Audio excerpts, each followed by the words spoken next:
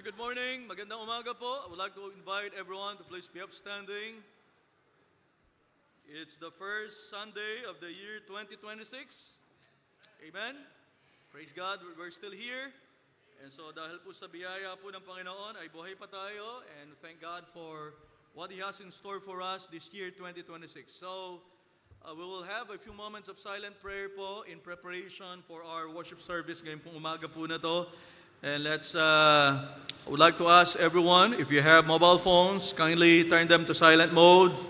Again po, ayaw po natin magkaroon ng disruption sa ating pong pananambahan ngayong pong umaga po na to. And I know that you would agree with me if I would tell you that God deserves the best in our worship this morning. Amen?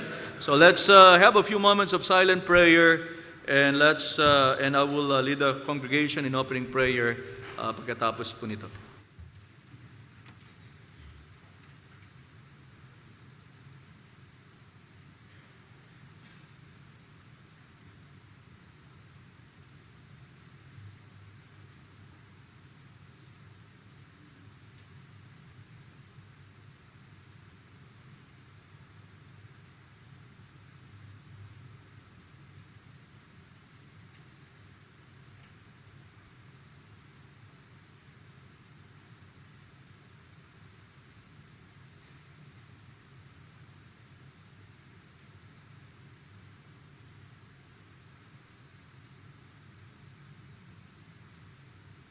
Maraming Diyos, maraming salamat po sa napakaraming pagpapala na binihus niyo po sa amin sa nakaraang taon.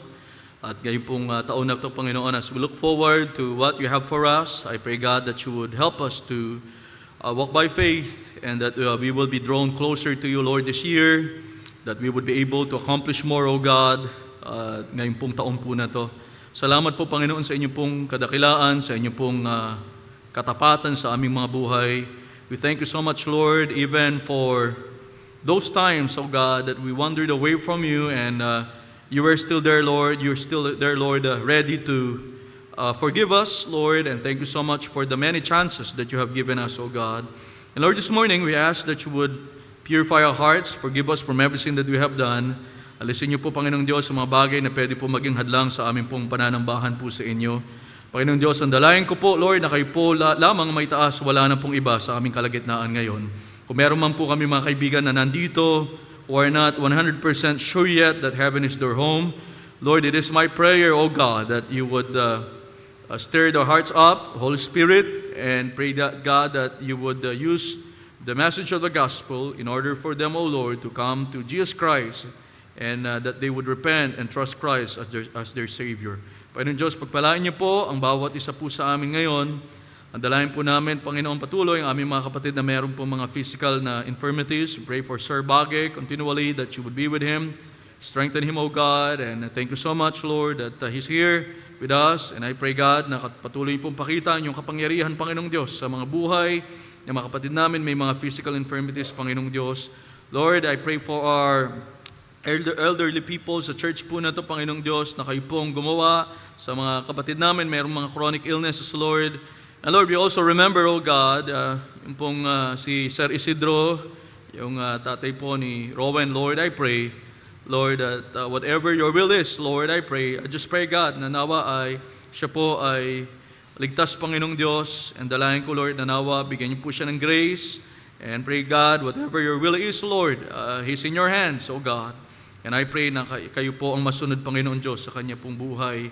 Ang aming pong naisin lamang, Panginoong Diyos, ay siya po ay nakakatiyak, Panginoong Diyos, na langit ang punta niya. Dalayan ko po, Panginoon, kung hindi pa po siya saved, I pray for his salvation, O God. Lord, I ask, God, that you bless every part of this service. Pray for our song leader, for our announcer, for our media ministry workers, music ministry workers, orchestra, Panginoong Diyos, yung aming pong choir. I pray for, even, Lord, for the one who render special item. Pray for our ushers, our junior ministry workers. I pray for them, Lord. I pray na kayo po ang magligtas, Panginoon, ng mga bata. Pray for the one, Lord, who would render the message. I pray, God, na kayo po ang magbigay ng karunungan sa Kanya. At now, Lord, use Him, Lord, mightily today, Lord.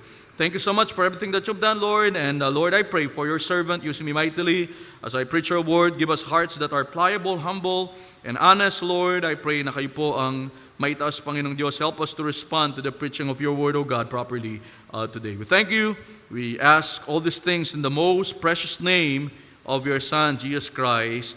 Amen. Okay, bago po tayo umawit, no, just a reminder po, yung ating pong worship service, of course, nagsisimula, pag nanalangin tayo, nagtatapos po ito sa last song natin mamaya. So, hindi po natatapos yung ating worship service during offerings. Offerings po. So, if you can, please, no po, let's do all things decently and in order. Even yung mga mobile phones natin, ay saglit lang naman kayo hindi magkikita ng mobile phones ninyo. So, sana po ay during our time of offering, let's still focus, no? Because that's also still a part of our worship. Amen?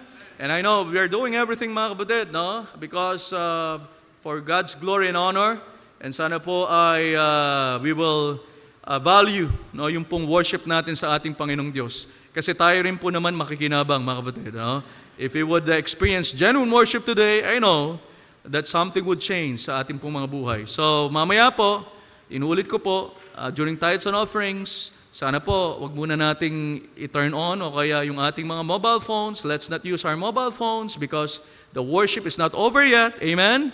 Until the last song. So we will do that starting today po. Thank you so much. And let's sing hymns this morning. Okay, sir, please.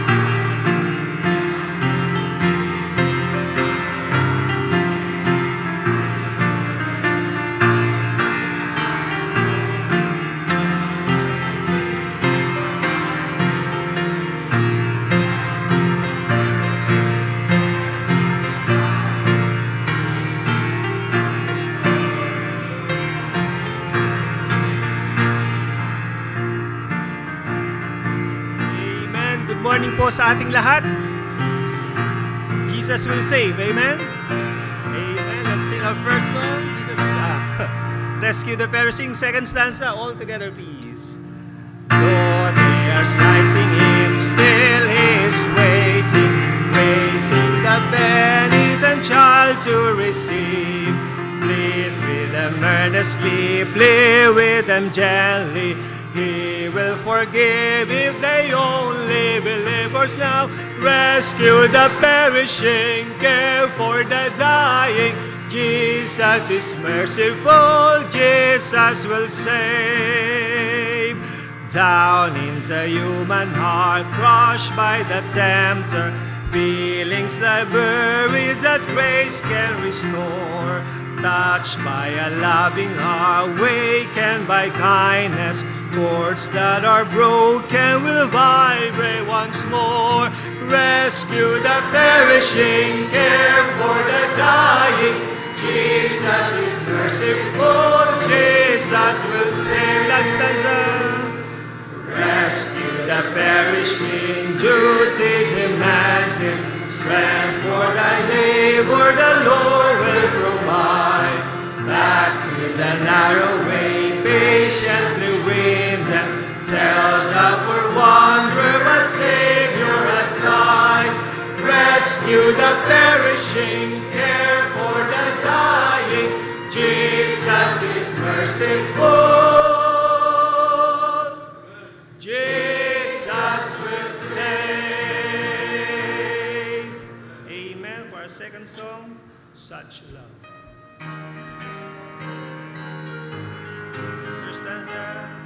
That God should love a sinner such as I, should yearn to change my soul.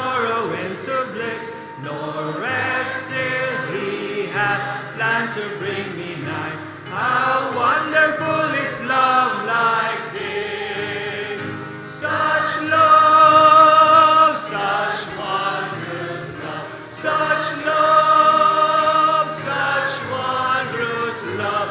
That God should love us sinners such as I. How wonderful is love like this. That Christ should join so freely in the skin, although we met his death on Calvary. Did ever human tongue find nobler thing than love divine that ransom people's love? Such love, such wondrous love, such love, such wondrous love, that God should love us sinners such as I. How wonderful is love like this. Third stanza. Therefore I will pull out such a side. The Father bled, the Savior bled and died. Redemption for a worthless slave to buy, who long had love and grace divine. Another place. Such love, such wondrous love, such love, such wondrous love, that God should love us sinners such as I. How wonderful is love like this. Last stanza now. And now he takes me to his heart as son. He asks me not to feel a servant's place. The far-off country, wanting soul or done. Wide open are his arms of grace. Please. Such love, such wondrous love, such love, such wondrous love, that God should love us sinners such as I. How wonderful is love like this. Amen. Marami pong salamat. Pwede na po kayo makaupo.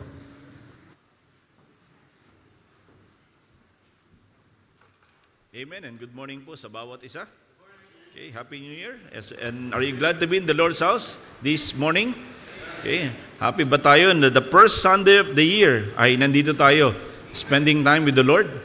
Amen? Okay, at kami din po ay nagpapasalamat din sa mga bisita po namin. Thank you for choosing to spend your first Sunday of the year dito po na makasama namin kayo sa pananambahan po sa oras po na ito. Yung pong ating Sunday School attendance is 316. Amen? 316, a good number. But looking at the crowd, I'm sure we are more than 316. Kaya nais po namin kayong imbitahin at encourage. So nagsisimula po yung service po natin ng 9 a.m. at meron po tayong Sunday School lesson na pinag-aaralan at starting po ng 9 a.m. Kaya invite po namin yung ating mga bisita. Balik po kayo sa susunod at sana po makasama namin kayo uli. At this time, we encourage you to join us sa Sunday School at sa mga kaklase naman namin, we'd like to encourage you to endeavor to attend kasi meron tayong nami-miss sa ating pong mga Sunday School lesson kung di po tayo nakaka-attend.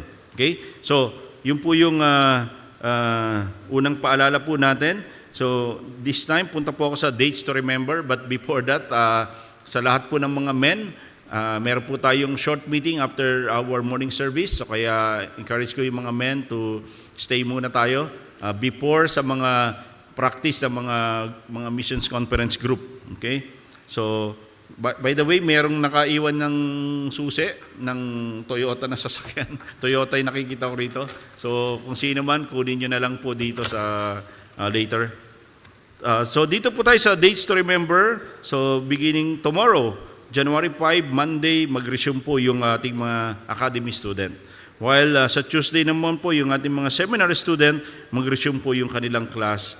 And then, isa sa in preparation for the upcoming missions conference, sa January 15 to 16, ang church po natin ay mag-host po ng prayer conference. So, encourage po natin ang bawat isa to join and participate dito po sa upcoming prayer conference. And again, as I mentioned, in preparation po ito sa nalalapit po nating missions conference from February 3 to 6. Yan po yung ating nalalapit na missions conference. Kaya tayo mga member, tayo ay na-divide into 3 groups. So pag-pray natin, suportahan natin yung bawat group na kasali tayo. At as I lagi ko rin binabanggit, ipag-pray din natin yung magiging speaker natin dito po sa nalalapit na missions conference. Tayo po ay patuloy na ma-challenge dito po patungkol sa mission program po ng church po natin. Tapos mga iba-iba naman po mga activity din later dito po sa church natin. Resume na halos lahat ng mga ministries and activities. So at 12 noon yung focus, meron silang luncheon fellowship. At 2 p.m. yung orchestra, meron silang orchestra practice. Youth for Christ Fellowship from 13 to 18-year-old ay nag-start ang fellowship nila at 2:45, while yung Christ Ambassador Fellowship, ito po yung from 19 to 24-year-old, may fellowship at 3 p.m. Fellow couples, we also have our fellowship at 3 p.m. Young Ones Followers for Christ also at 3 p.m. Then yung King's Kids and Junior Club, ages 5 to 12-year-old ay pwede yung isama. Nag-start naman po sila ng 3:30 p.m. So, in preparation para po sa ating evening worship service na nag-start naman po ng 5 p.m. So, invite ko po kayo this morning. Pinag-pray po ba natin ating pastor? At tayo ba ay nag-anticipate ng blessing from the preaching of God's Word? Amen? Parang hindi ata. Pero kailangan na mapuno po tayo the whole day. Especially for the upcoming, itong New Year na to. Huwag tayo makontento sa this morning lang na attend tayo. Balik din po tayo mamayang hapon. Meron tayong evening worship service na nag-start po ng 5 p.m. And I'm sure another blessing awaits us again from the preaching of God's Word. So, I believe ito po muna ang ating pong announcement. Once again, good morning po.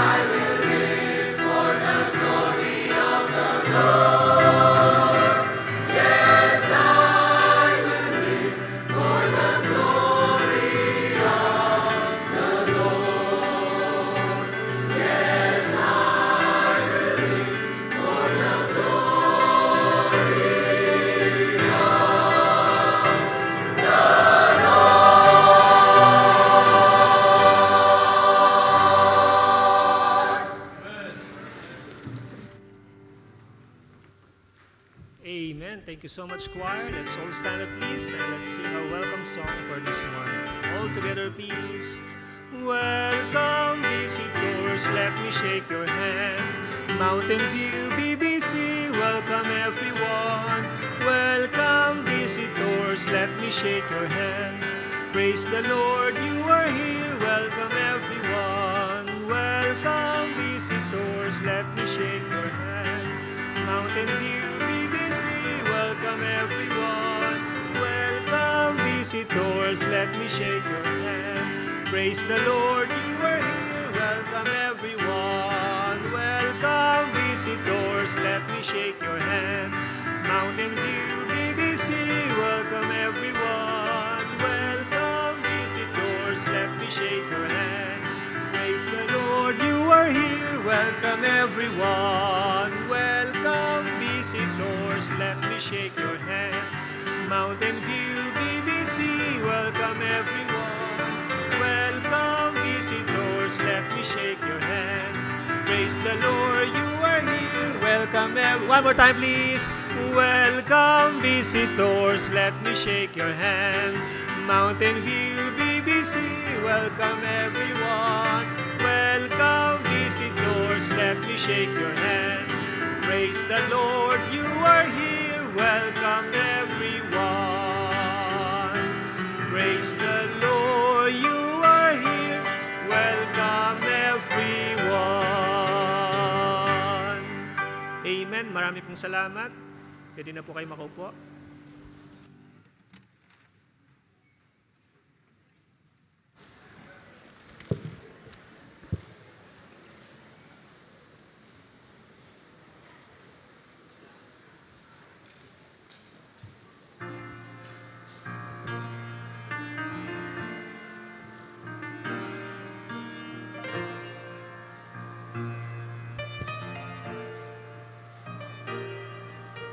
Sa iyo, Diyos, pasalamat ko ay taos ang magmana ko'y minahal at iyong tinubos, di kaya ng anghel sa langit ang nais kong ipahayag.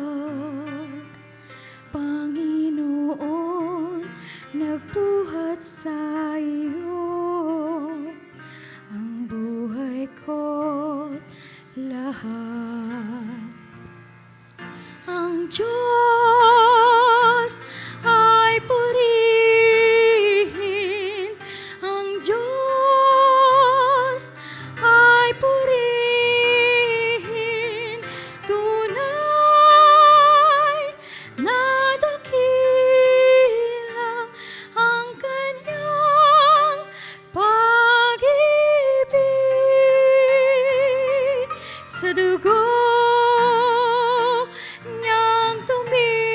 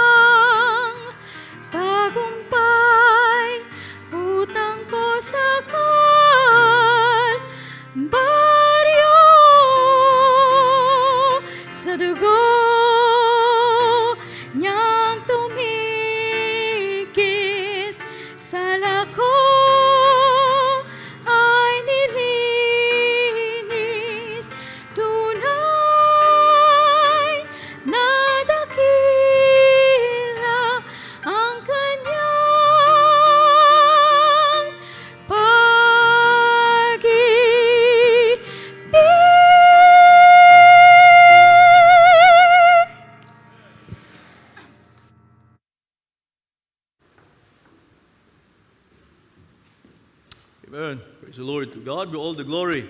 Amen. Thank God sa Diyos po ang papuri at walang sino man ang karapat-dapat po maitaas, karapat-dapat po mapapurihan, mawalhati, kundi ang ating Panginoong Diyos lamang. No? Maraming salamat po sa ating mga bisita ngayong pong umaga na to. It's indeed an enormous honor for us to have you. And so thank you so much for being here this morning. Lalo na po yung ating mga first-time guests. Of course, welcome rin mga second-timer, third-timer. And so this church po always open para po sa inyo, sa aming mga mahal na bisita ngayong po umaga po na to. At kayo po ay tugon sa panalangin namin sa Panginoong Diyos na magkaroon po na kami ng mga bisita ngayong pong umaga po na to. So salamat po. Nawa ay kayo po ma-feel nyo na welcome kayo rito. No? Dito po kasi yan po ang katotohanan. Welcome po kayo sa Mountain View Bible Baptist Church. And so we are really so blessed to have you this morning. Lalo po yung mga first-time guests po natin ngayon. Ang aming pong naisin ay sana makabalik po kayo. At nawa, ito pong worship service na to ay maging malaking pagpapala po sa bawat isa po sa atin. Happy New Year! Okay. First Sunday of the year 2026. And so praise God that you chose to be here today.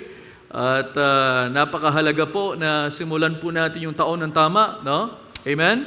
So it's a blessing na tayo po ay nandito pa, buhay pa po tayo. At tayo po ay meron pa rin magagawa para sa ating Panginoong Diyos. Kaya po ngayong pong umaga po na to, without further ado, I would like to invite everyone to turn your Bibles to the book of 2 Kings. 2 Kings chapter number 1. May mga bisita po tayo. Marahil kung wala po silang Bible, can I ask you to please sit next to them para po makasunod po sila sa ating pong pag-uusapan ngayong pong umaga po na to. 2 Kings chapter number 1. 2 Kings chapter number 1, we'll be reading the whole chapter ng passage po na to. 2 Kings chapter number 1. 2 Kings chapter number 1. If you have found the passage, say a big loud amen. Basahin po natin ito ng sabay-sabay. And so let's read it together. Verse number 1, ready, begin. Then Moab rebelled against Israel after the death of Ahab. And Ahaziah fell down through a lattice in his upper chamber that was in Samaria, and was sick. And he sent messengers and said unto them, Go, inquire of Beelzebub, the god of Ekron, whether I shall recover of this disease. But the angel of the Lord said to Elijah the Tishbite, Arise, go up to meet the messengers of the king of Samaria, and say unto them, Is it not because there is not a God in Israel that ye go to inquire of Beelzebub, the god of Ekron? Now therefore, thus saith the Lord, Thou shalt not come down from that bed on which thou art gone up, but shalt surely die. And Elijah departed. And when the messengers turned back unto him, he said unto them, Why are ye now turned back? They said unto him, There came a man up to meet us, and said unto us, Go, turn again unto the king that sent you, and say unto him, Thus saith the Lord, Is it not because there is not a God in Israel, that thou sendest to inquire of Beelzebub, the god of Ekron? Therefore thou shalt not come down from that bed on which thou art gone up, but shalt surely die. And he said unto them, What manner of man was he which came up to meet you, and told you these words? And they answered him, He was an hairy man, and girt with a girdle of leather about his loins. And he said, It is Elijah the Tishbite. Then the king sent unto him a captain of 50 with his 50. They went up to him, and behold, he sat on the top of an hill, and he spake unto him, Thou man of God, the king hath said, Come down. And Elijah answered and said to the captain of 50, If I be a man of God, then let fire come down from heaven, and consume thee and thy 50. And there came down fire from heaven, and consumed him and his 50. Again also he sent unto him another captain of 50 with his 50. And he answered and said unto him, O man of God, thou hast, the king said, Come down quickly. And Elijah answered and said unto them, If I be a man of God, let fire come down from heaven, and consume thee and thy 50. The fire of God came down from heaven, and consumed him and his 50. And he sent again a captain of the third 50 with his 50. And the third captain of 50 went up, and came and fell on his knees before Elijah, and besought him, and said unto him, O man of God, I pray thee, let my life and the life of these 50 thy servants be precious in thy sight. Behold, there came fire down from heaven, and burned up the 2 captains of the former 50s with their 50s. Therefore let my life now be precious in thy sight. And the angel of the Lord said unto Elijah, Go down with him, be not afraid of him. And he arose, and went down with him unto the king. And he said unto him, Thus saith the Lord, Forasmuch as thou hast sent messengers to inquire of Beelzebub, the god of Ekron, is it not because there is no God in Israel to inquire of his word? Therefore thou shalt not come down off that bed on which thou art gone up, but shalt surely die. So he died according to the word of the Lord, which Elijah had spoken. And Jehoram reigned in his stead in the 2nd year of Jehoram, the son of Jehoshaphat, king of Judah, because he had no son. Now the rest of the acts of Ahaziah, which he did, are they not written in the book of the Chronicles of the Kings of Israel? This morning, I would like to preach a message simply entitled, Whom Do You Trust? Sino po ang pinagkakatiwalaan natin? Sino ang pinagkakatiwalaan? At sino po ang pagkakatiwalaan natin this year, 2026? Let's go to the Lord in prayer. Lord Heavenly Father, we praise you and magnify your name for this wonderful opportunity, O God, that you have given to us to fellowship around your word. Salamat, Panginoong Diyos, na hanggang ngayon po, Panginoon, buhay pa po kami. Lord, it only means that you are not through with us yet, O God. You still have so much for us to do, O God. And I pray, Lord, na ngayon pong umaga po na to, ay bigyan niyo po kami ng puso, Panginoong Diyos, na handa pong tanggapin ang salita po ninyo. Maybe, Lord, we need to be rebuked or reprimanded. Maybe, Lord, we need to be corrected, O God. Maybe, Lord, we need to be challenged or even encouraged, O Lord. I pray na nawa, Panginoong Diyos, you would minister to the needs of each one of us this morning. Especially, Lord, those who are not yet sure that heaven is their home. Ang panalangin ko po, Panginoong Diyos, na ngayon pong araw na to, maging araw po ng kanilang kaligtasan, Panginoong Diyos. Lord, pagpalain niyo po ang inyong lingkod. Alam niyo po ang aking mga kahinaan. Alam niyo po ang aking mga kalikuan. Alam niyo po, Panginoon, ang aking mga kakulangan, Panginoong Diyos. At dalangin ko po, patawarin niyo po ako, Panginoong Diyos, sa lahat po ng aking mga kasalanan. Nawa, linisin niyo po ako, Panginoon, as your vessel, O God, and purified, O God, and meet for the Master's use this morning, O Lord. And help me, Lord. Lord, I rely upon you. Wala po akong magagawa. Nagtitiwala lang po ako sa inyong kapangyarihan, karunungan, na ipagkakalam niyo po sa akin ngayong umaga po na to. Lord, please use me as your messenger, Lord, this morning, so that your message would be conveyed clearly and in a powerful fashion today, O Lord. Dalayan ko, Lord, na nawa, nakahanda po kami, Panginoong Diyos, that we would approach your word, Lord, with all humility and honesty, O God, and that we would respond properly sa pangangarap po ng salita ninyo ngayong pong oras po na to. Maraming salamat po sa lahat, Lord. At nawa, Lord, kayo lamang po may taas, wala na pong iba. Bigyan po ng karunungan inyong lingkod, Lord. Enable me, O God. And I pray, God, at the end, Lord, kayo lamang po mamagnify, wala na pong iba. Maraming salamat po sa lahat, Lord. Ito pong aming dalangin sa pangalan ni Jesus. Amen. Maraming salamat po. You may be seated. Whom do you trust? Sino po ang pinagkakatiwalaan ninyo? Sino po ang dinedependahan po ninyo? So sa ating pong pasok ngayon, sa 2 Kings chapter number 1, prior to this po, no, ay gusto ko lang po makita natin yung, in fact, ito ay continuation ng 1 Kings. And makita po natin sa 1 Kings, no, ay marami po mga nangyari, mga interesting events that happened in the book of 1 Kings. And so, during that time po, no, ay ang king po, walang iba kundi si Ahab. Ahab was the king of Israel. And then, dun sa southern kingdom naman, ang king po doon, walang iba kundi si Jehoshaphat. And so, during that time, ay nagkaroon po ng coalition, nagkaroon po they joined forces, ano? Si King Ahab and King Jehoshaphat, they agreed to join forces in battle against the king of Syria, Ben-Hadad II.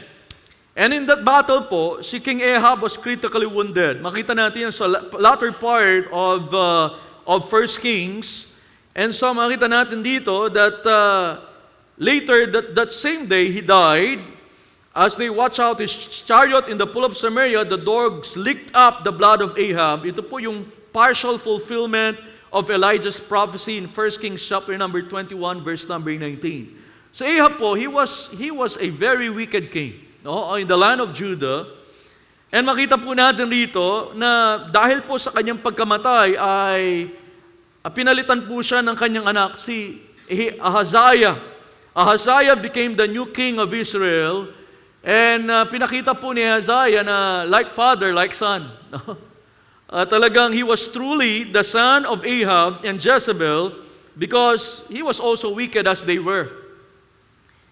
So he likewise followed the idol worship of Baal and provoked the Lord God to anger. If we would read quickly yung 1 Kings, the last part of the book of 1 Kings, the Bible says here, Ahaziah, the son of Ahab, began to reign over Israel in Samaria, the 17th year of Jehoshaphat, king of Judah, and reigned 2 years over Israel. And he did evil in the sight of the Lord, and walked in the way of his father, and in the way of his mother, and in the way of Jeroboam, the son of Nebat, who made Israel to sin. For he served Baal and worshipped him, and provoked to anger the Lord God of Israel, according to all that his father had done. So yan po ang background po ni Ahaziah, the one who took over dun po sa land of Israel, o kaya yung tinatawag na Northern Kingdom of Israel. By the way, no, yung word na Israel po rito, that doesn't refer to Israel as a whole. Minsan tinatawag po na Israel yung Northern Kingdom of Israel. Maybe you may be wondering why. Most likely it's because yung Northern Kingdom of Israel po, composed of the 10 tribes of Israel. Kaya ang ginagawa minsan, no, it's used interchangeably. These two words are used interchangeably, yung pong Northern Kingdom tsaka yung Israel. Pero makita natin dito na yung time po na to, yung Israel po, the nation of Israel was already divided, no? Northern Kingdom and Southern Kingdom. And so sa Northern Kingdom of Israel, si Ahaziah po ang siyang inilagay po na hari dun sa Northern Kingdom of Israel. By the way, we may get mixed up, no? Meron pong dalawang Ahaziah sa Bible. In fact, nung tingnan ko po yung pag-aralan ko ito noong una, na-mix up rin ako. Ano ba? Sino ba to? Si Ahaziah, kasi meron pong sa Bible, makita natin Ahaziah, ruler of Israel or Northern Kingdom, the son of Ahab. Meron rin pong isang Ahaziah, he was the ruler of Judah, the son of Jehoram. So magkaiba po ito, mga kapatid. But now, we are talking about Ahaziah, the ruler of Israel or the Northern Kingdom of Israel, the son of Ahab.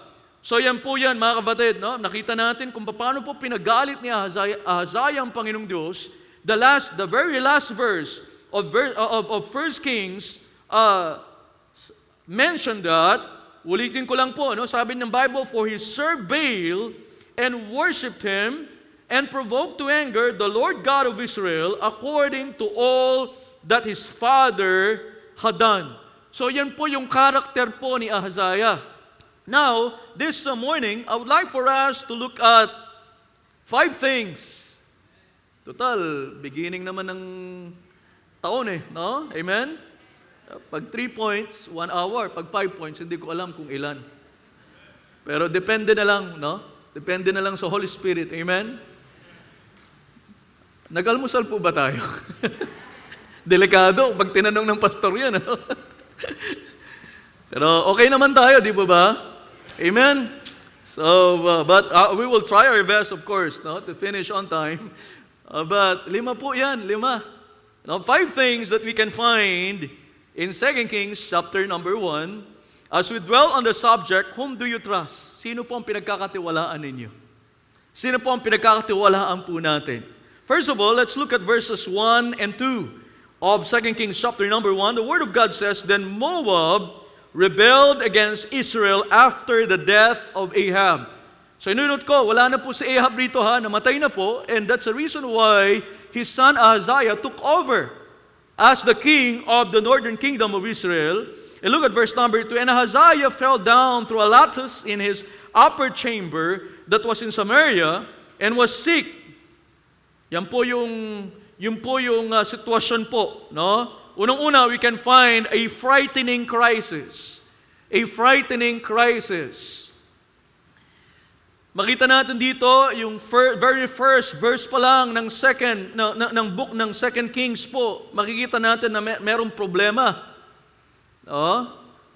Yung Moab, yung mga Moabites po, nagrebelde against the northern kingdom of Israel.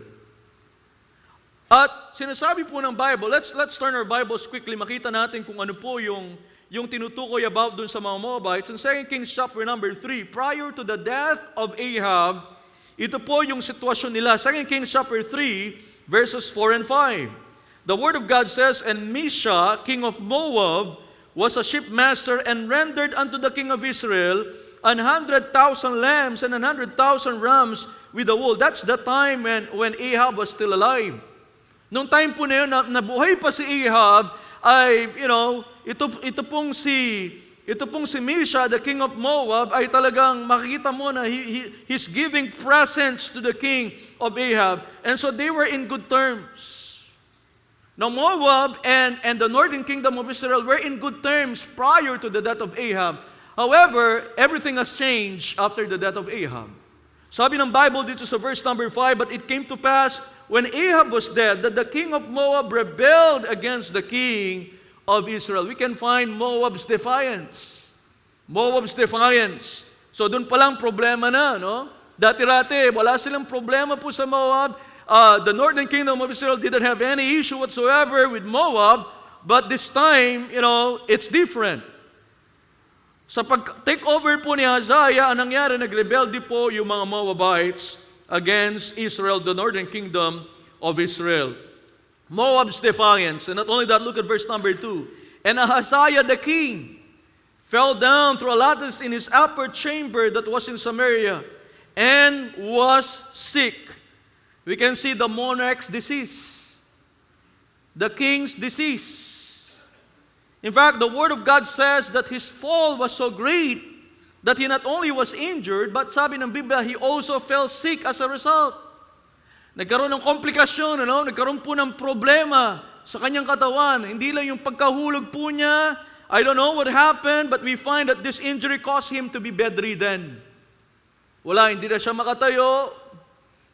Talagang very, very limited po yung movement po ni Hazael. And because of his illness, he worried that he might not recover. Yan po ang iniisip po ni Hazael. Hindi ako makatayo, marahil hindi rin siya makaupo, nandun po siya sa kanyang bed lang. Wala siyang magawa, no?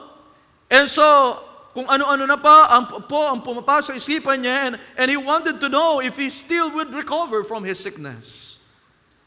So, we've seen, first of all, a frightening crisis. Secondly, tingnan po natin verse number 2. The second part of verse number 2 says, "And he sent messengers and said unto them, Go inquire of Beelzebub, the god of Ekron, whether I shall recover of this disease." So we found, first of all, frightening crisis. Secondly, we can see a foolish choice on the part of Ahaziah. A foolish choice on the part of Ahaziah. Ang ginawa po ni Ahaziah, dahil siya po ay nag-aalala na, baka sa iniisip niya, baka hindi na ako makarecover dito, baka mamatay na ako. Pero gusto ko pa rin inquire, mag-inquire pa rin ako. And so ang ginawa po niya, sinend niya po yung kanyang mga messengers para po tanungin yung God of Ekron, si Beelzebub, the God of Ekron, kung siya po ay makakarecover pa sa kanya pong karamdaman. So we find a terrible inquiry. A terrible inquiry. The seriousness of his injuries and his illness prompted him to send messengers to ask the priest of Beelzebub, his pagan idol, if he was going to live or die. Because of the seriousness of his condition, he could not go himself. Hindi po siya pwedeng pumunta ron. So ang ginawa niya ay, he sent his servants. Nabanggit po, it's 40 miles to Ekron in his place. So napakalayo. Ang tanong, sino si Beelzebub na to? Sino ba to? Yung Beelzebub po, the name Beelzebub means Lord of the Fly. Lord of the Fly, langaw. At ito po, pinapaniwalaan po nila na siya po yung deity of medicine, the God of medicine.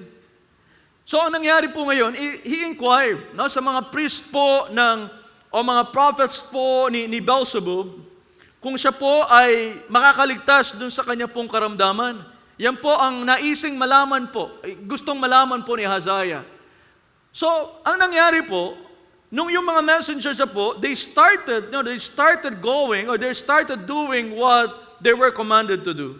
But prior to that, makita natin dito mga kapatid, sa totoo lang po, si Beelzebub walang magagawa sa kalagayan po ni Hazael.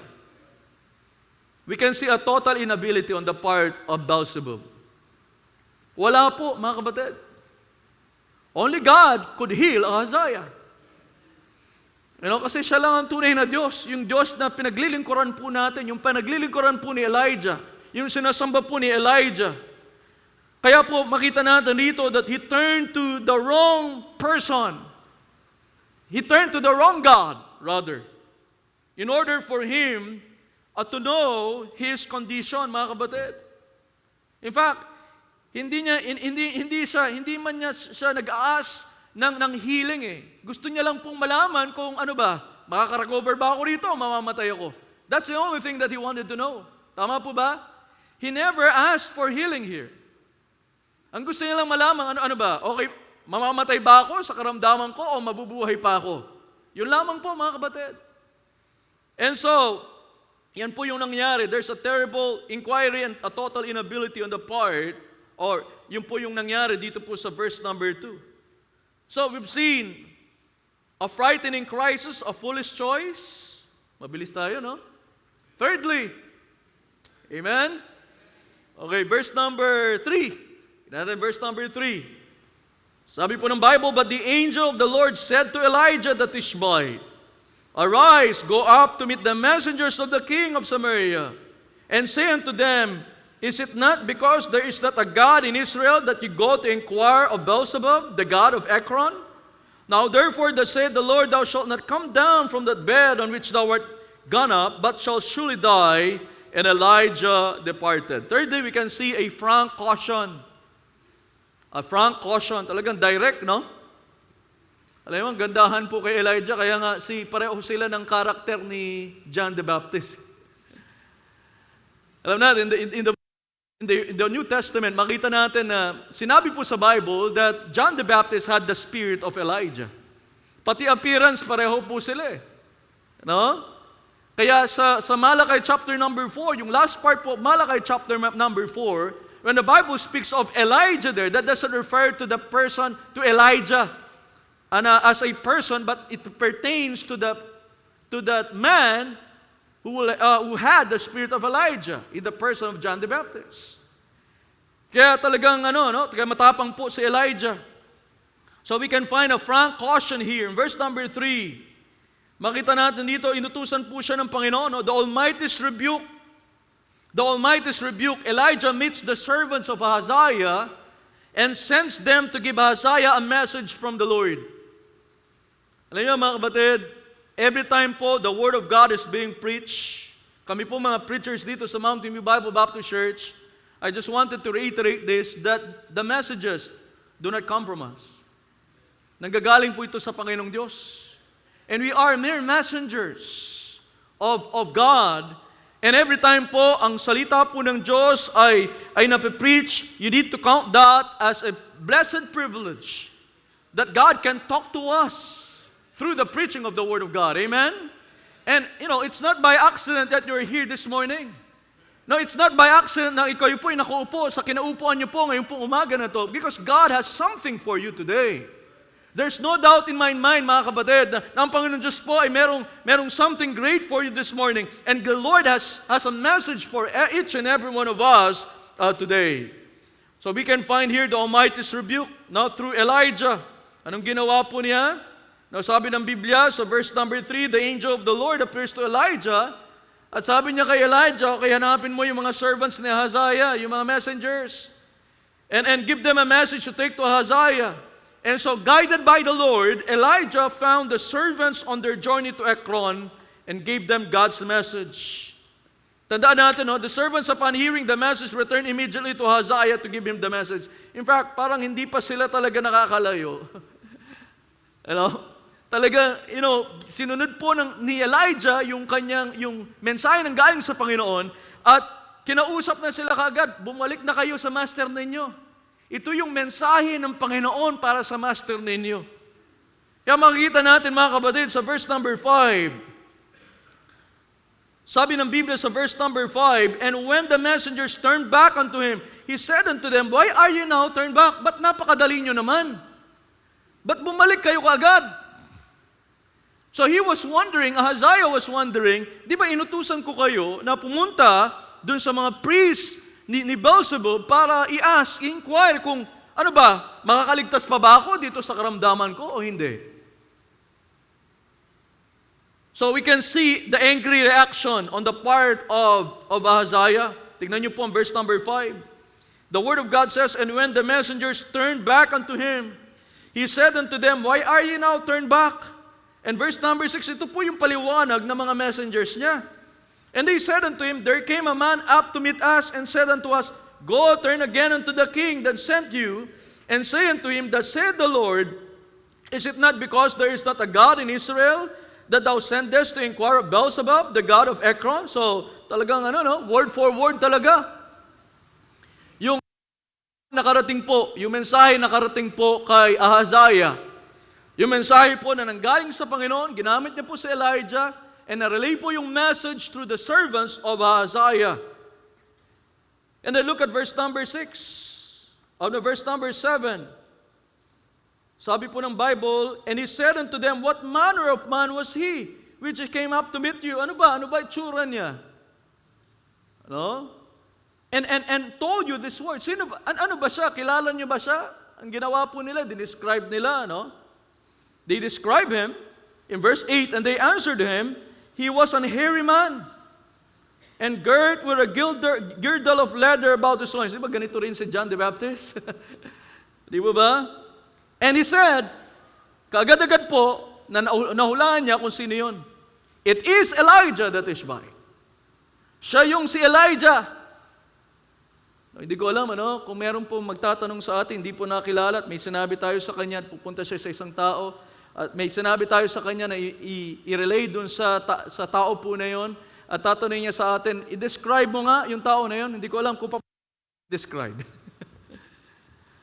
At kung makikilala tayo ng tao na nag-ask po, na i-describe tayo. Pero alam niyo, makita natin dito na si Elijah po talagang iba eh. Amen? Ibang-iba po si Elijah. Alam niyo, dapat tayo mga Kristiyano, iba rin tayo dapat. Amen? The Word of God, refers to us as peculiar people. Yes, there are times na yung pong mga tao dito sa mundo nito, akala nila mga weirdo tayo, pero mga kapatid, hindi po tayo weirdo. Ito po ang normal Christianity. A normal Christianity is sold out for Jesus Christ. A normal Christianity po ay hindi po nahihiya na ipangarap po ang ebanghelyo ni Kristo. Ang normal Christianity po namubuhay para kay Kristo, hindi para sa mundo. Si Elijah po mga kapatid, makikita po natin rito, nakilala ka agad ni Ahaziah. Sabi niya, "It is Elijah that is by." Tapos verse number 9, although the Bible doesn't say it word for word, but there's no doubt in my mind mga kapatid na si Ahaziah po ay nagalit ng husto. At sabi sa verse number 9, "Then the king sent unto him a captain of 50 with his 50. We can see the angry reaction. No, the angry reaction. Kikita natin rito na talagang ang ginawa po niya ay nung malaman niya na siya po si Elijah, talagang alam ko, Ahaziah already knew in his heart that it was Elijah, so he asked only so he could confirm his suspicions. So Ahaziah had seen and heard Elijah when he dealt with his father Ahab, and he knew that anytime God sent Elijah, it meant trouble. Every time, Every time po na i-confront niya yung king, ito, problema to. Judgment to from God. And so what did he do? Anong ginawa po ni Ahaziah? Nung malaman niya na siya po, na si Elijah po yung tinutukoy nila. So Ahaziah dispatches the military to arrest Elijah. Makita natin sa verse number 9, di po ba? Isipin niyo, mag-isa lang si Elijah, pero pambihira. The king sent unto him a captain of 50. With his 50. So 51 soldiers sa isang tao. Matindi yun, Ngayon, overkill na yun, kumbaga, no? Masasabi natin. And he went up to him. Mag-isa lang po si Elijah rito, mga kapatid. So, hindi niya, alam po ni Ahaziah kung ano si Elijah. Kasi mga kapatid, kung hindi niya po alam kung ano po nangyari, ginawa ng Panginoon through Elijah, would he send that many soldiers? No, he won't. Tama po ba, mga kapatid? He could have just sent 2 or at the most, siguro 5 na soldiers. Pero bakit 50? 51? 51 soldiers? So sabi ng Bible rito sa verse number 9, and he went up to him, and behold, he sat on the top of an hill, si Elijah po yan, and he spake unto him, Thou man of God, the king had said, Come down. And verse number 10, tingnan natin in verse number 10. And Elijah answered and said to the captain of 50, If I be a man of God, then let fire come down from heaven and consume thee and thy 50. By the way, you know, si Ahaziah po, the king Ahaziah was determined to do what his mother had never accomplished. And that was to kill Elijah. Iniisip niya, ito na, pagkakataon ko na to para yung mission nung nanay ko, yung mom ko, yung mission niya, hindi nangyari. Ito na, pagkakataon ko na to para patayin si Elijah. Unlike si Ahab po, Ahab, though he hated Elijah for the messages he brought from God, pero makita natin, he did fear and respect Elijah. Di ba? Ilang beses siya kinonfront ni Elijah? Twice. Pero pinapatay niya ba si Elijah? Hindi po. Because he respected Elijah. You know, mga kapatid, people may not like us, but people should respect us. Nakuha niyo po ibig ko sabihin, mga kapatid? You know, there are times, well, we cannot be liked by everybody, pero at least, kahit yung mga hindi nila tayo gusto, pero nirespeto nila tayo. Mangyayari po yan sa buhay natin if we are living a life that is pleasing to God. They may not like us, but they will respect us. Yung mga sinasabi natin, kapag sinasabi natin, nakikita po sa buhay natin, mga kapatid, rerespetuhin ka ng tao. Sigurado yan. No? Kaya po, yan po yung nangyari kay Ahab. Pero si Jezebel on the other hand, she was filled with such hatred and contempt for Elijah and his God that she foolishly had no fear at all and sought to kill him. Diba? Doon sa 1 Kings chapter number 19, makikita natin yan. Ahaziah tragically followed the influence of his mother rather than the influence of his father. Kaya po yan na nangyari, mga kapatid. Tingnan natin, tuloy lang po natin. Oh. Kita natin, verse number 9. And he sat on top of the hill, the last part, and spake, sabi niya rito, and spake unto him, Thou man of God, the king had said, Come down, kay bumaba ka rito. Verse number 10, answered and said to the captain of 50, If I be a man of God, then let fire come down from heaven and consume thee and thy 50. Ano nangyari? And there came down fire from heaven and consumed him and his 50. Ito po yung unang-unang batch, ha? Altogether, 30 batches yan, mga kapatid. First batch po ng mga soldiers na pumunta po kay Elijah. 51 po sila. So Ahaziah sent a platoon of 50 soldiers to arrest Elijah and bring him to face him. The captain of the platoon demanded in the name of the king that Elijah would surrender himself. Pero anong nangyari po, mga kapatid? Elisha called down fire from God which killed the entire platoon and their captain. Alam niyo, yung sinabi po nung captain ng 50 na yon, sabi niya, Thou man of God, the king had said, Come down.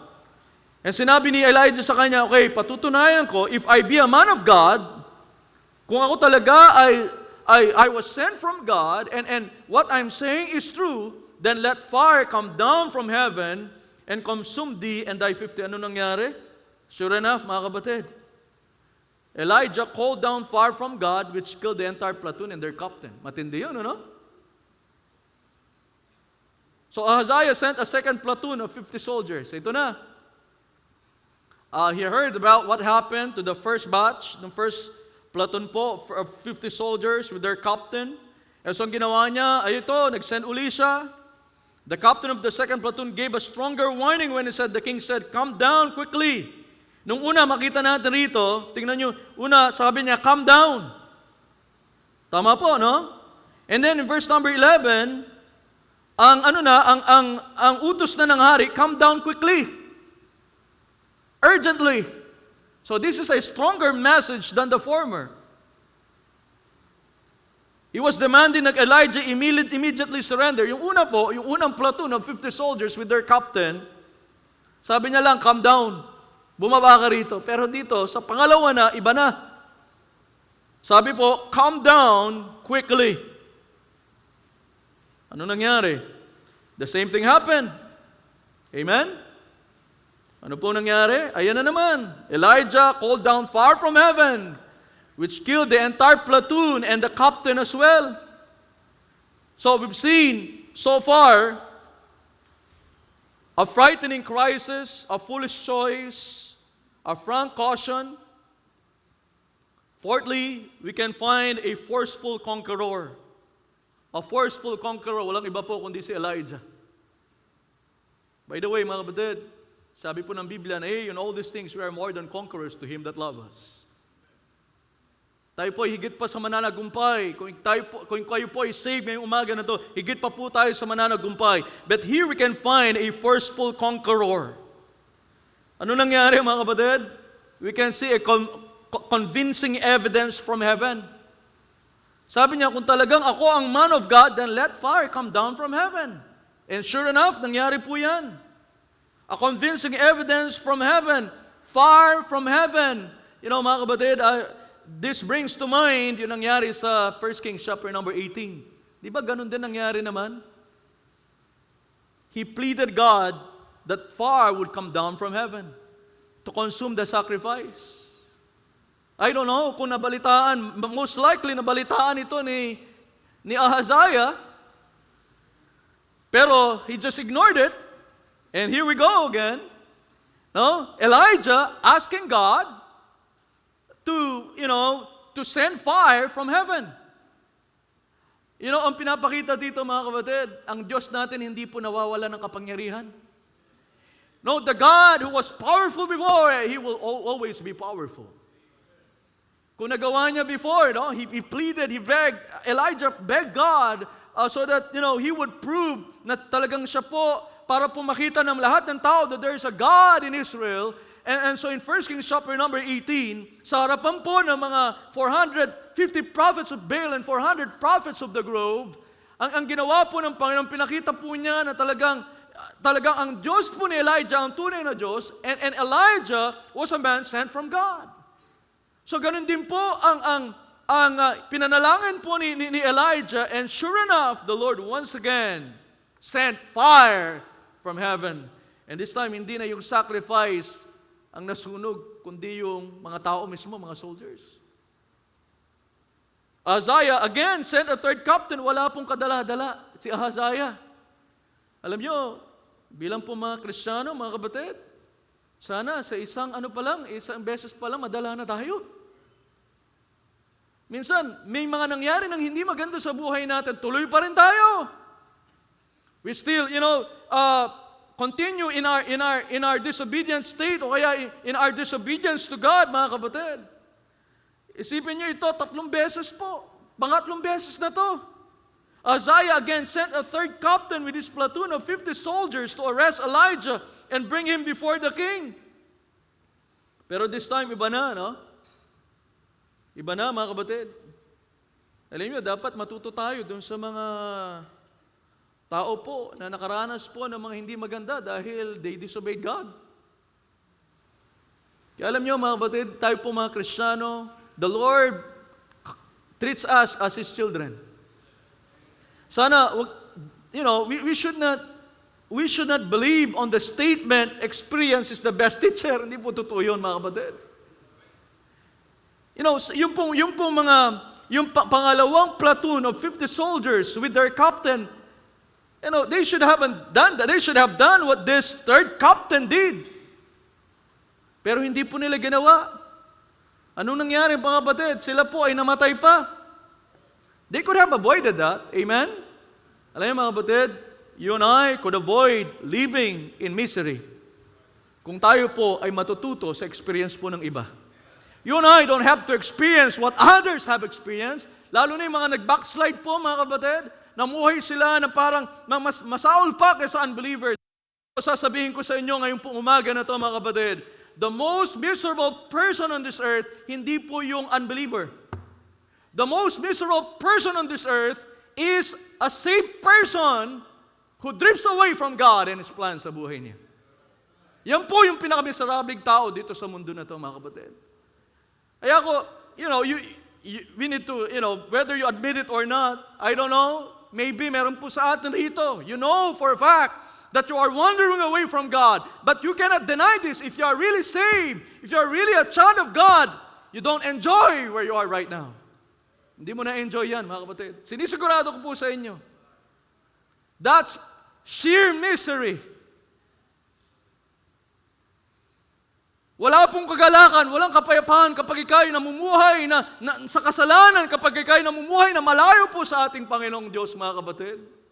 Huwag nating hayaan na mag-worse pa buhay natin. Amen? Huwag na nating hayaan that our situation would worsen more, would worsen, mga kapatid. Sana maging katulad tayo itong third captain na to. Nung mabalitaan niya, yung nangyari doon sa 2 platoons, together, platoon of 50s together with their captains. Anong ginawa po niya? The third captain used wisdom. Yan ang kailangan natin eh. Amen? We need wisdom, mga kapatid. It's foolishness to believe that experience is the best teacher. That's foolishness. Hindi natin kailangan maranasan muna isang bagay para matuto tayo. That's learning the hard way. We can learn the easy way. By learning through the experiences of others. Hindi na natin kailangan maranasan muna para malaman natin, ay mali pala to.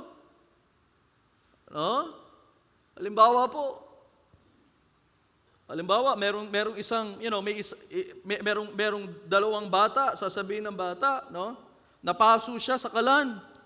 Ay, ang sakit. Yung isang bata, kailangan pa ba niya? O sige nga, subukan ko kung talagang masakit. Minsan, gano'n ang mga Kristiyano eh. Tama po ba, mga kapatid? Kala natin, sabi ng Biblia, God is not mocked. Whatsoever a man soweth, that shall he also reap, mga kapatid. Huwag na po natin subukan. Pagsisisihan po natin bandang huli. Pero dito, praise the Lord, this third wisdom. Tignan natin ang 2 Kings, sa ating pong passage ngayon, verse number 9. 2 Kings chapter number 1, verse number 9. Tignan natin, 2 Kings chapter number 1, verse number 13, rather. Sabi ng Biblia, and he sent again a captain of the third, 50 with his 50. And the third captain of 50 went up and came. Hindi niya sinabi kay Elijah, come down, or come down quickly. But he was the one who came down. Nakita niyo yun? He didn't ask Elijah to come down or come down quickly, but he was the one who came and fell on his knees before Elijah. Nagmakaawa siya kay Elijah. Ay mga kapatid, gusto niyo pong maging makabuluhan ang buhay natin this year, 2026, magmakaawa tayo sa Panginoong Diyos. We need to get on our knees and ask God to make our lives fruitful this year, 2026. We need to get on our knees. Kung meron pong dapat ma-revive, magkaroon ng revival sa buhay natin, ang pinaka-importanting revival is prayer revival. Alam niyo mga kapatid, someone said that every Christian's failure is a prayer failure. Totoo yan. I could not agree with that statement more. Personally po, naranasan ko yan. At mararanasan ko pa rin yan. Alam ko, kung pinabayaan ko, kung papabayaan ko, yung time that I spend with God in prayer. Let us remember, folks, that we are a needy people here. Hindi po tayo, we won't cease to be a needy people. Tayo po yung nangangailangan. Ito pong tao na to, makita po natin dito, mga kapatid. Instead of asking Elijah to come down, he was the one who came and fell on his knees. He begged Elijah. Sabi ng Bible, batin dito, He fell on his knees before Elijah and besought him and said unto him, O man of God, I pray thee, let my life and the life of this 50 thy servants be precious in thy sight. There's a clear exhibit of homage or reverence. A clear exhibit of homage or reverence. This time, the Lord's instructions were to go with them. This makikita natin dito. Sabi po ni Elijah, sabi ng verse number 14, nung magmakaawa po yung captain of the last platoon of 50s, sabi ng Bible, I pray thee, let my life and the life of these 50 thy servants be precious in thy sight. Look at verse number 14. Behold, there came fire down from heaven and burned up the two captains of the former 50s. Inirehearse niya po, sinabi niya kay Elijah, yes, narinig ko yan, nabalitaan ko yung nangyari. Therefore, let my life now be precious in thy sight. Look at verse number 15. And the angel of the Lord said unto Elijah, go down with him, be not afraid of him. And he arose and went down with him unto the king. Elijah was told not to fear, which meant that God was not going to allow Ahaziah to put him to death. Kontrolado po ng Diyos ang sitwasyon. Alam nyo, ngayong umaga na to, titiyakin ko sa inyo, kung gusto pa ng Panginoon na mabuhay kayo, mabubuhay pa kayo. Kaya we don't know what lies ahead of us. Narinig na po natin to over and over again. We don't see our future. We don't know what's going to happen to us this year, 2026. Pero praise God, nakita na po ng Diyos yun. Kaya po, it's not reasonable for us to commit this year to Him. Amen? Ibigay po natin sa Panginoon itong year na to, mga kapatid. And so we find that God had protected Elijah from Jezebel's vow to murder him, and Ahaziah was not going to kill Elijah either. So nagtiwala po si Elijah.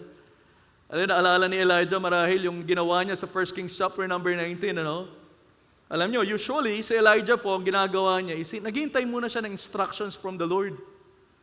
But sa 1 Kings chapter number 19, something different happened here. Ang ginawa po niya, he took matters into his own hands. Hindi muna siya naghintay ng mensahe sa Panginoong Diyos. Kaagad-agad ginawa niya kung he made an abrupt decision based on his feelings. Kawawa naman ako. He pitied himself. He started wallowing in the mire of self-pity. Kawawa naman ako. Alam niyo mga kapatid, yan ang problema sa mga ibang mga Kristiyano ngayon. Alam niyo mga kapatid, wala pong kawawang anak ng hari na mga hari. Hindi po tayo kawawa. Walang kawawang Kristiyano, walang kawawa po na anak po ng Diyos, mga kapatid. Alam niyo bakit tayo namumuhay na parang kawawa? Nang dahil rin po sa atin, it's our own fault. It's our choice. Hindi po tayo niligtas ng Panginoon para magmukhang kawawa. Tandaan niyo yan, mga kapatid. God did not save you to live in misery. He did not save you. That's not His purpose for your life. That's your choice. Amen? Nasa pagpili po yan, mga kapatid. Hindi po tayo niligtas ng Panginoon para hindi ma-enjoy yung mga blessings na nakahanda po na ibuso sa atin. Pero ang problema po, mga kapatid, we're not ready to receive those blessings. Sabi ng Bible, open your mouth wide and I will fill it. Makita natin dito, mga kapatid, na prinotektahan po siya ng Diyos. Iniisip niya, nagre-rehearse, reminis siya, I believe, walang nangyari sa akin nung sinunod ko ang Diyos. Every time na hintayin ko yung instruction ng Panginoon, susundan ko yung instruction ng Panginoon, yung needs ko na supply, napoprotectionan ako ng Panginoon. Remember, in 1 Kings chapter number 17, inutusan siya ng Panginoon na pumunta po doon sa Brook Cherith. At sabi niya, yung ravens daw, ipoprovide yung mga pangangailangan niya. The ravens will nourish you there in the Brook Cherith. And anong nangyari, mga kapatid? In 1 Kings chapter number 17, before the brook dried up, the Lord had already a plan. Nakita niyo yon? Sabi niya, okay, go to the widow woman. And she would nourish you. Widow woman. Go to Zarephath. And Zarephath, kung natin, Zarephath was a part of Sidon. Yung Sidon po, king of Sidonians, ay yung tatay ni Jezebel. Siya po inutusan pumunta doon sa place na kung saan ang nag-ahari ay yung tatay ni Jezebel. Pero alam niyo kapatid, it doesn't matter how dangerous a place is. Pero kung dun ka, inutusan ng Panginoon pumunta, that's the safest place that you can be. Kaya yun po yung nangyari, mga kapatid. Pinagtiwalaan niyo po yung Panginoon. Meron ba nangyari sa kanya hindi maganda? Wala po.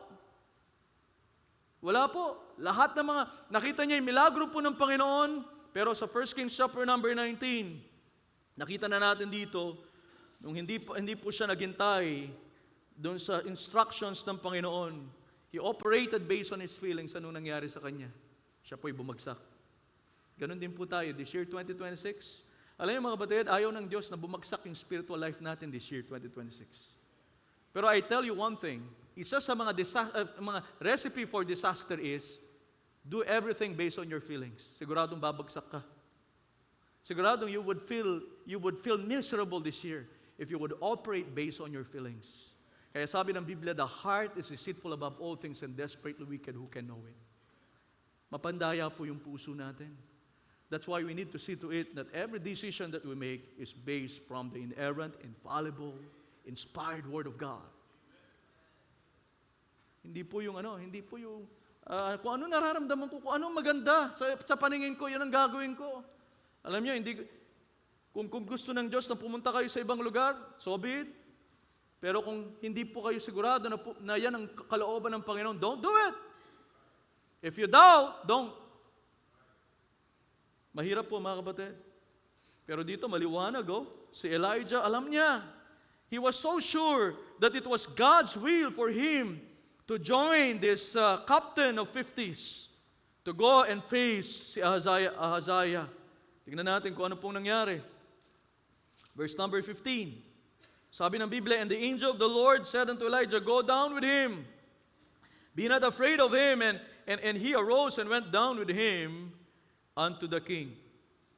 So we've seen so far 4 things. Na po? A frightening crisis, a foolish choice, a frank caution.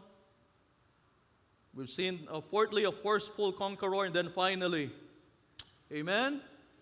Okay, verse number 15. Tingnan po natin ang verse number 15. Basahin na po natin yung 15 to 18. Sabi ng Biblia, 15 to 17, the Bible says, and the angel of the Lord said unto Elijah, go down with him, be not afraid of him.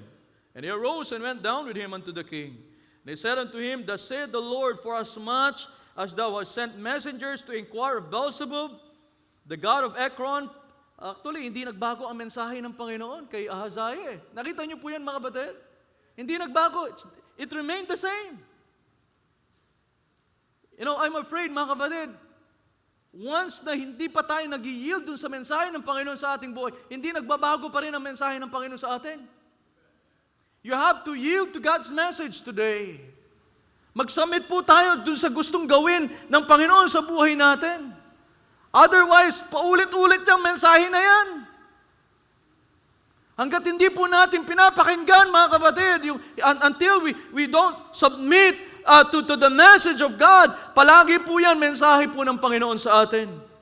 Sabi po ng Bible rito, is it not because there is no God in Israel to inquire of His word? Therefore thou shalt not come down of that bed on which thou art gone up, but shall surely die. And then look at verse number 17. So he died according to the word of the Lord, which Elijah had spoken, and Jehoram reigned in his stead in the 2nd year of Jehoram the son of Jehoshaphat, king of Judah, because he had no son. We can find finally a fatal conclusion. A fatal conclusion.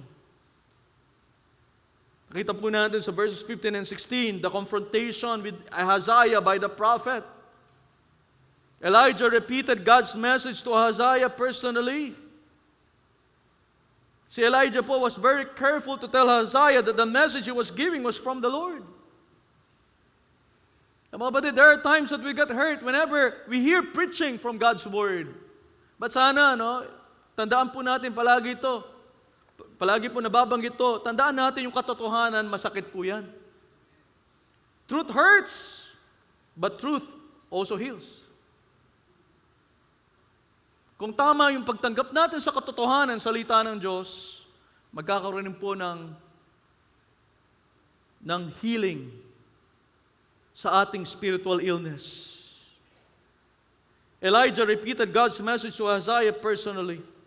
He told him that the reason God said that he would die and not recover from his illness was because he had acted as if there was no God in Israel. Ay mga kapatid, yung pinag-usapan natin sa ating lesson sa Book of James, yung practical atheism. And sinasabi natin, I believe that God exists. But do you know that Christians, at times, they act as if there's no God? Minsan inisip natin, kaya ko to, kaya kong gawin to. Ito na, tapos too much worrying. Mga kapatid, paano sinasabi? Hindi talaga control. Wala talagang Diyos na in control of everything. Although we don't verbalize it, but our lives show it, mga kapatid. Na parang walang Diyos na makapangyarihan, o walang Diyos na alam niya ang lahat po na mangyayari. Kaya itong, ang tanong dito, ang tindi po, nang sinabi po ni Elijah rito, we can see that Hazael, despite his illness, he didn't seek the Lord. And also Ahab's family was under the judgment of God. Pero alam niyo mga kapatid, if only Hazael sought the Lord would have showed him mercy and healed him. You know, itong mga nangyaring ito, mga kapatid, mga series of events ito, these were opportunities o kaya chances for Ahaziah to repent and recognize that the God of Elijah is the true God. Pero wala eh. Binaliwala po ni Ahaziah yung mga chances na binigay sa kanya ng Panginoon. Kaya mga kapatid, take heed of the warning. Huwag nating ignore yung mga warnings from the Word of God. Huwag po nating sayangin yung mga chances, mga opportunities na binibigay ng Panginoon sa atin para bumalik na tayo sa Kanya. I don't know what kind of heart do you have when it comes to God today. Pero isa lang pong bagay ang katotohanan, mahal kayo ng Panginoong Diyos. And that's the reason why you're still alive. If you're a backslider today, praise God. God is gracious to you. Kasi ayaw niya na dati pa nang mamatay tayo na backslider. Ayokong mangyari yun sa akin. I don't know about you, mga kapatid. I don't want to die with a backslidden heart. Di ba, minsan iniisip natin, on fire ka sa Panginoon, sa paglilingkod sa Panginoon, you are on the summit of your spirituality. Para sinasabi, Lord, come. Please come quickly, Lord.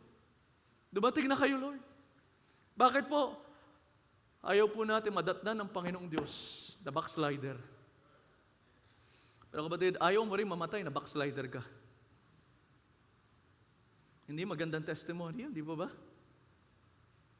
Kaya lang, sana kung alam natin kung kailan tayo mamamatay. Pero hindi po natin alam yun. Ngayon, malakas pa tayo.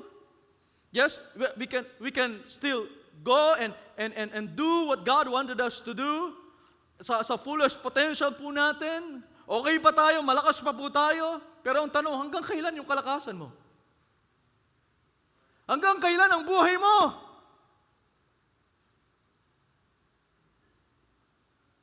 Sabi po ng Biblia, prepare to thy God.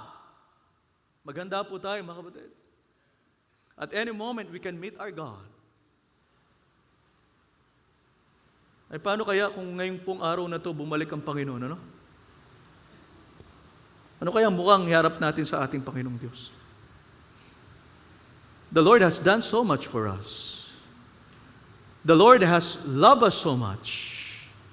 Pinakita ng Panginoong Diyos sa iyo that He cared about you. Hanggang ngayon, He still cares about you, kaya buhay pa kayo eh. Kaya buhay pa tayo. Ayaw po ng Diyos na mamatay tayo, na hindi naayos ang ating fellowship sa ating Panginoong Diyos. But don't squander those opportunities, mga kapatid. May pagkakataon po tayo ngayon. We are not promised tomorrow.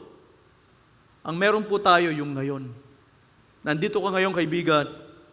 Marami iniisip mo, Pastor, hindi ko alam kung anong oras mawalan ko ng buhay, kung pupunta ako ng langit. Marami iniisip mo, Pastor, hindi ko po alam na langit ang punta ko. Hindi po ako 100% sure na kapag namatay ako, pupunta ako sa langit.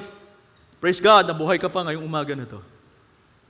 Kasi nais ng Diyos na lumapit ka sa Kanya ngayong oras na to. Pagsisihan ang kasalanan mo, tanggapin si Kristo bilang inyong sariling tagapagligtas. Mga kaibigan, hindi po yung Mountain View Bible Baptist Church ang makakapagligtas sa inyo. Hindi po yung pagpasok ng reliyon ang makakapagligtas sa inyo. Hindi po yung mabuting gawa po ninyo. Sabi po ng Ephesians 2:8 and 9, "For by grace are you saved through faith, and that not of yourselves. It's the gift of God, not of works, lest any man should boast." Hindi po sa magitan ng gawa, para walang may pagmalaki ang sino man. Wala po tayong may pagmamayabang sa Panginoon, kaibigan.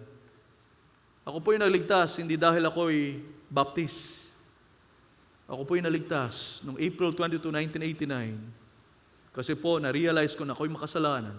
I was on my way to hell, but somebody paid the price para ako po hindi na pumunta sa impyerno. Ang ginawa ko po ngayong nung gabi na yon, it's between 8 and 9 p.m. I called upon the Lord. I repented for my sins and trusted Christ as my Savior. Kaya masasabi ko sa inyo mga kaibigan, ngayong pong umaga na to, anumang oras mawalan ko ng buhay, sigurado po akong pupunta ng langit. Hindi po ako pupunta sa langit dahil po ako'y pastor. Hindi po ako pupunta sa langit dahil ako'y member ng Mountain View Bible Baptist Church.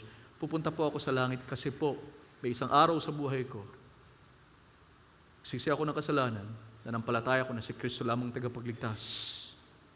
And I'm on my way to heaven. What about you today? Kapag ikaw'y nawala ng buhay, sigurado ka na ba na langit ang punta mo? Kung hindi pa po, ngayong pong umaga na to, this is the right time for you to come to the Lord. Pagsisihan ng kasalanan, tanggapin si Kristo bilang iyong sarili tagapagligtas. Siya lamang po ang dapat mong pagtiwalaan. Whom do you trust this morning? Sino ang pinagtitiwalaan mo ngayong umaga na to? Sa kaligtasan mo, yung reliyon mo, hindi, wala pong mangyayari dyan. Yung mabuting gawa, hindi po yan kasama, hindi po yan guarantee na langit ang punta mo. Pagtiwalaan mo, yung source ng salvation, walang iba kundi si Kristo. Sabi po ni Jesus Christ sa John 14:6, "I am the way, the truth, and the life.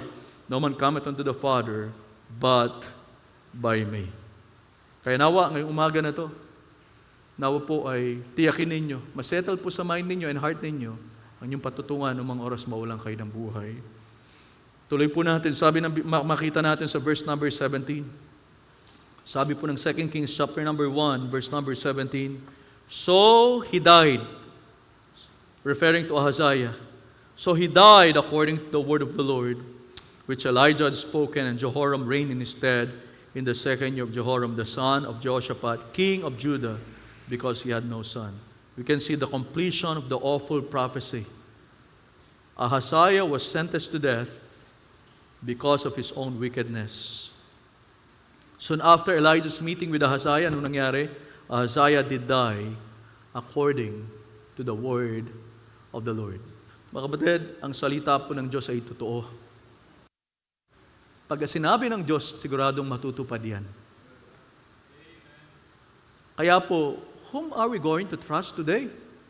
Sino pong pagtitawalaan natin? Pagtitawalaan po natin yung tao, sabi ng Biblia, it's better to trust in the Lord than to put confidence in man. Men can fail us, but God never fails. This year, 2026, mga kapatid, it's time for us to trust the only one who is trustworthy. And that's none other than our God. Whom do you trust? Sinong pinagkakatiwalaan mo? Marahil ngayong oras na to, iniisip mo, Pastor, I know that I'm drifting away from God. This morning, trust God para maibalik yung magandang fellowship mo sa Panginoong Diyos. Para maibalik yung kagalakan mo. Marahil meron po sa atin itong kalagitnaan na dapat po ipanalangin. Yung pinalangin ni David, "Restore unto me the joy of thy salvation." Huwag niyong hayaan yung pride. Huwag kayong tumulad po kay Ahaziah. You need to humble yourself today and start trusting the God who has saved you, who has given His life for you. Whom do you trust? Can I ask everyone to please be upstanding? Every head bowed and every eye closed. Yung po umaga na to, nandito ka ngayon, kaibigan. I don't know, probably first time, second time mo ngayon, or third time. Kung tatanungin kita ngayon, halimbawa mawalan ka ng buhay, sigurado na po ba kayo na langit ang punta ninyo? Kung hindi pa po kayo sure, you can be sure.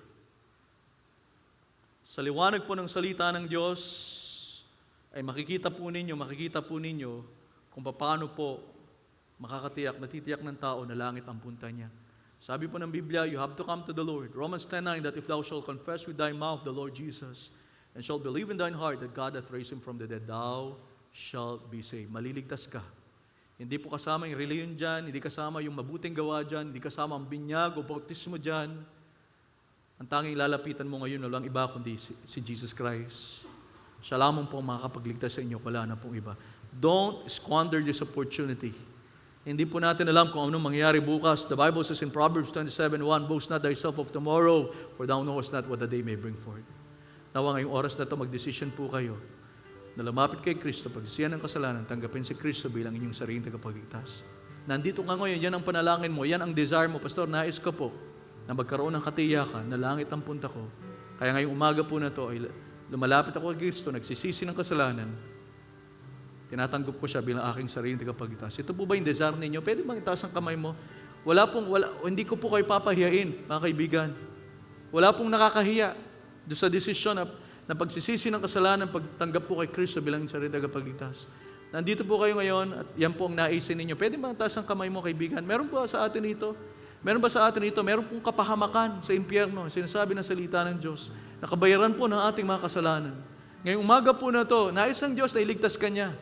Siya po'y namatay, siya po'y nailibing at muling nabuhay. At sabi ng Biblia, kung pagtitiwalaan mo yung ginawa niya para sa iyo, ikaw'y magkakaroon ng kaligtasan. Meron po ba sa atin? Meron po ba? Meron po ba? Huwag po kayong mahiya. Inulit ko po, maybe this is the last opportunity na meron kayo. Hindi natin alam kung ano po mangyari bukas. Meron po ba sa atin? Meron po ba? Marahil ligtas ka na. The Lord spoke to your heart through the message this morning. As I pray, the question is, whom do you trust? Sino pong pagtitiwalaan natin? Sino pong pinagtitiwalaan nyo ngayon? Ang Diyos na nagbigay ng buhay sa iyo o ang tao po? O ano mga bagay dito sa buhay, sa mundo na to? Pero this morning, marahil sinasabi, Lord, kayo lamang po ang pagtitiwalaan ko. If that's your desire, as I pray, the altar is open for invitation. Panginoon Diyos, maraming salamat po sa inyong salita.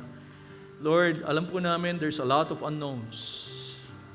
This year, 2026, napakarami po, Panginoon, na hindi tiyak. Napakarami po mga bagay, Panginoong Diyos, na hindi namin kontrolado, Panginoong Diyos. Napakarami pong tanong sa aming isipan, what if, napakaraming what if, Panginoong Diyos. Pero Lord, dalayan ko, tulungan niyo po ang bawat isa po sa amin, Panginoon, magtiwala po sa inyo. Kasi Lord, kayo po'y katiwa-tiwalang Diyos, Panginoong Diyos. You have never failed us, O God. Lord, tulungan niyo po ang bawat isa po sa amin, lalo po yung nasa harapan ngayon, Lord, alam niyo po yung mga commitments po ng bawat isa po sa amin. Meron pong iba, Panginoong Diyos, na they wandered away from you and they wanted to have their fellowship restored with you, O God. Lord, nakakapagod po ang pagiging miserable, Panginoon, ng buhay. Nakakapagod po ang pagiging malayo sa inyo, Panginoong Diyos. Dalayan ko, Lord, na kayo pong mangusap, Panginoong Diyos, sa bawat isa po sa amin, lalo na po yung mapalayo sa inyo. Lord, please, O God, tulungan niyo po kami. Bigyan niyo po kami ng puso, Panginoong Diyos, na mapagpakumbaba. Tulungan niyo po kami, Panginoong Diyos. Lord, thank you for your grace and mercy. Meron pa po kami pagkakataon, Panginoong Diyos, na maiayos po yung aming fellowship po sa inyo. As our song leader sings this morning, the altar is still open for invitation. Would you come? Would you come to the Lord today? Say, Lord, ito po ang buhay ko, Lord, and I choose to trust you. This year, 2026, Panginoong Diyos, marami pong hindi tiyak, marami pong mga bagay na marahil nagbibigay po ng worry sa atin, nagbibigay ng kabalisahan sa atin, pero ngayon pong umaga na to, why don't you trust God? Why don't you trust God? You've chosen to trust God last year, 2025. Why don't you choose to trust God this year? Kapatid, marami po mga blessings ang naghihintay po sa atin. If we would trust the Lord. Sabi ng Biblia, trust in the Lord with all thine heart and lean not unto thine own understanding. In all thy ways acknowledge Him and He shall direct thy paths. There are times na pinapabayaan po natin yung worry, pinapabayaan po natin yung anxiety to cripple us when we can trust the Lord. Pagtiwalaan po natin ang Diyos. Na minsan hindi po tayo binago ng Diyos. And hindi po tayo bibiguin ng ating Panginoong Diyos. Bilang po mga tao, tayo po imperfect. There are times that we break our promises, we break our vows. But the Lord, He is a covenant-keeping God. Napakarami pong mga ebidensya na pinatunayan na po ng Panginoong Diyos that He is faithful in keeping His promises. Let's sing with our song leader.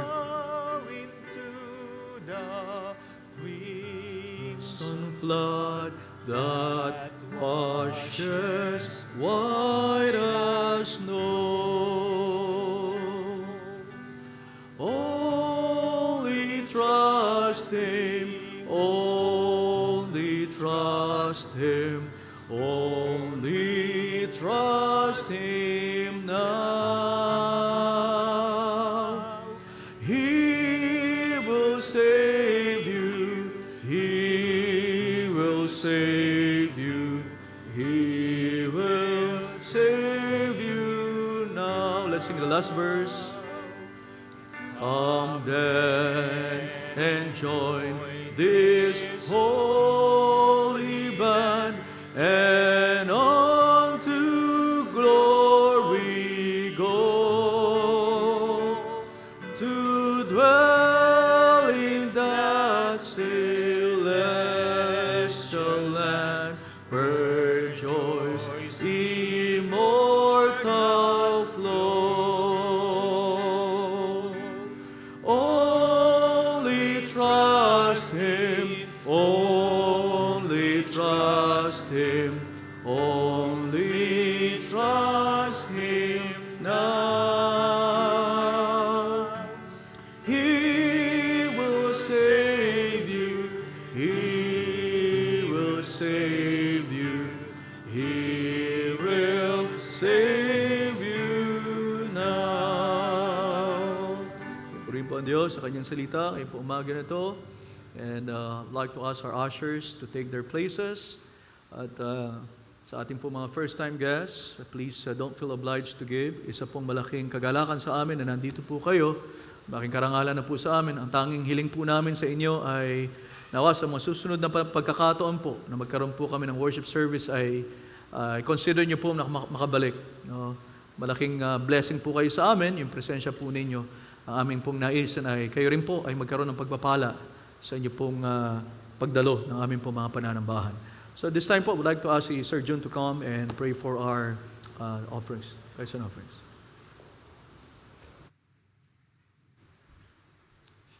Tayo po ay mag-pray. Maraming salamat po, the Lord, sa mensahe po na pinaabot niyo po sa amin ngayong umaga po, the Lord. Sa iyo pa rin po namin, Lord. Pinagkakatiwala ang lahat sa buhay po namin, Lord. Dahil ikaw po ang Diyos na matapat. Ikaw po ang nagligtas po sa amin. Ikaw po, the Lord, ang siyang tunay pong nagmamalasakit at nagmamahal. At kailan pa man, Lord, ay hindi po kayo nagkulang. Salamat po. Salamat din po sa pagkakataon po ngayon na makapagbigay po ng aming kaloob. Nawa po, the Lord, ay basbasin at bless niyo po yung mga magkakaloob at ganoon din po yung pagkakaloob ay magamit pa po, Lord, sa ikalalago pa po ng iyong gawain po dito po sa iglesia po nito. Maraming salamat po. Pinupuri ka namin sa pangalan ng aming Panginoong Jesucristo. Amen. Pwede na po kayo makaupo.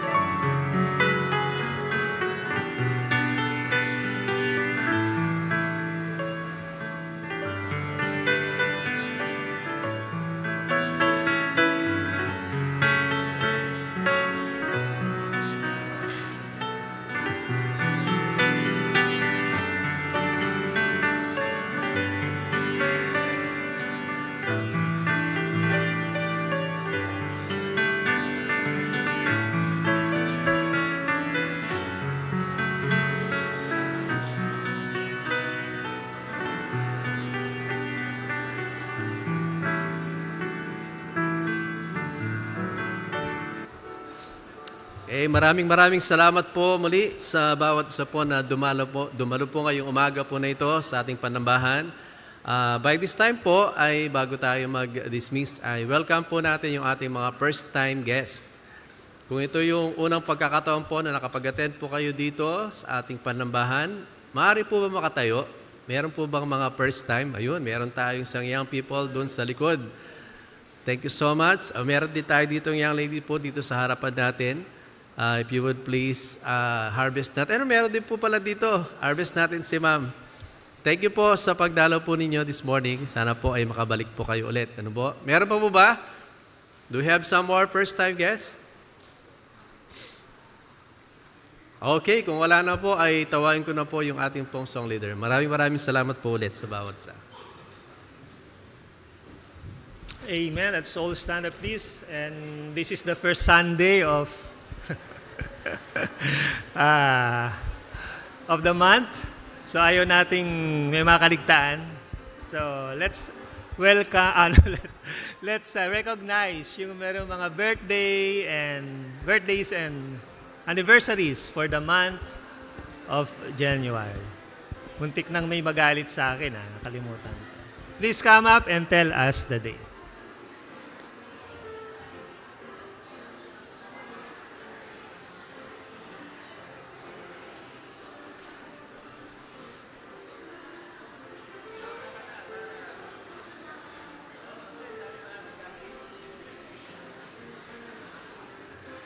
January 11 po, birthday. January 4 birthday. January 24 po, birthday. 26 birthday. 26 birthday. January 10 birthday. January 8 birthday. January 27 birthday.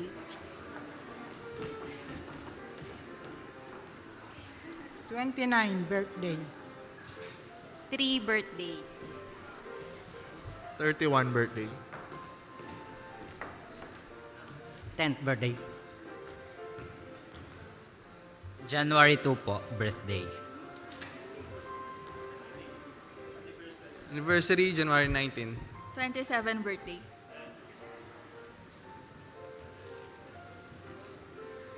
January 16 anniversary. January 6 birthday.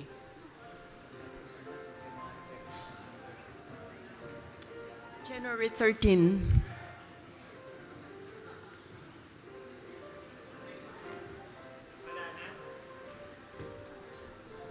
Huli si Ma'am Tess, siya ay maghahanda. Okay, awitan natin sila ng happy birthday song. All together, please. Happy birthday to you.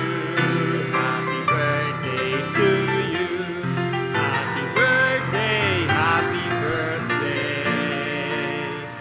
Happy birthday to you. Anniversary. Happy birthday to you. Everyone will not do. Born again means salvation. How many have you? Anniversary song. Happy anniversary. Happy anniversary. May God bless you and keep you the whole year through. Amen. Thank you so much. Let's all stand up, please, and let's sing the song Trust and Obey. Trust and Obey. Let's sing the first stanza, please. All together, please. When we walk with the Lord in the light of His Word, what a glory He sheds on our way. While we do His good will, He abides with us still, and with all who will trust and obey. Trust and obey.